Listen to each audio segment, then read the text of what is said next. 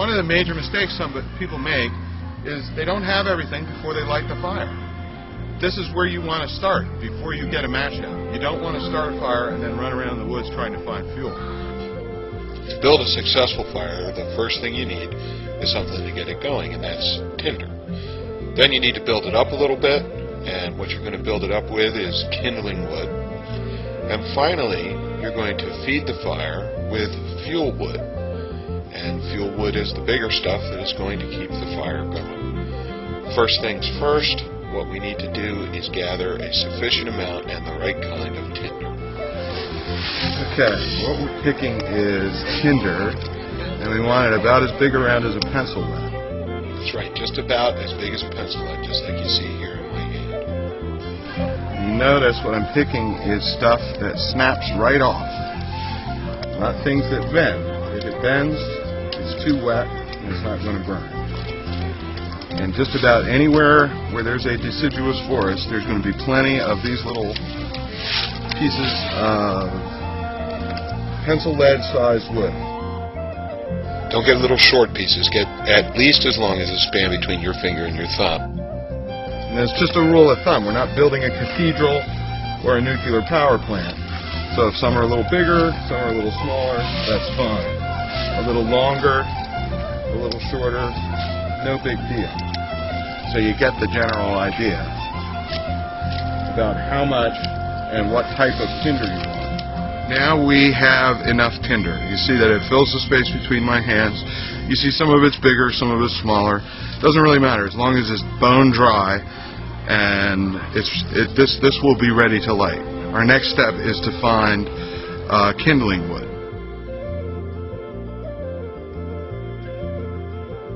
Kindling wood is roughly as big around as your thumb. A little bit bigger, a little bit smaller, doesn't matter.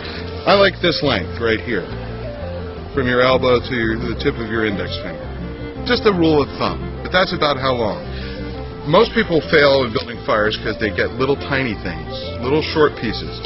Get a good healthy sized piece, okay? And all the kindling wood that you get, you should be able to break with your hands. We want to have roughly a double arm load of kindling, and this is what I call a double arm load right here. That's plenty. That'll provide enough to get the fire started. Fuel's anywhere from this size to as big around as your wrist to 10 inches in diameter. It depends on what you want. This pile's a little skimpy. We're going to add some more to it until it reaches roughly my knee. The length, whatever you can carry. Doesn't really matter. Again, you're much better off getting stuff that you can break with your hands or by levering it with your foot than you are with having to use tools. So now we have enough fuel wood. It's kind of, it's right around knee level. Now that we've collected everything, we're ready to light the fire. But only after we've collected everything. What we're going to do is first take the tinder and prop it up on a stick in the middle of the fire circle. Now, here I'm taking a strike anywhere match, lighting it, letting the match get good and lit by holding it upside down. And then the match is going to go right underneath that nice loose pile of tinder.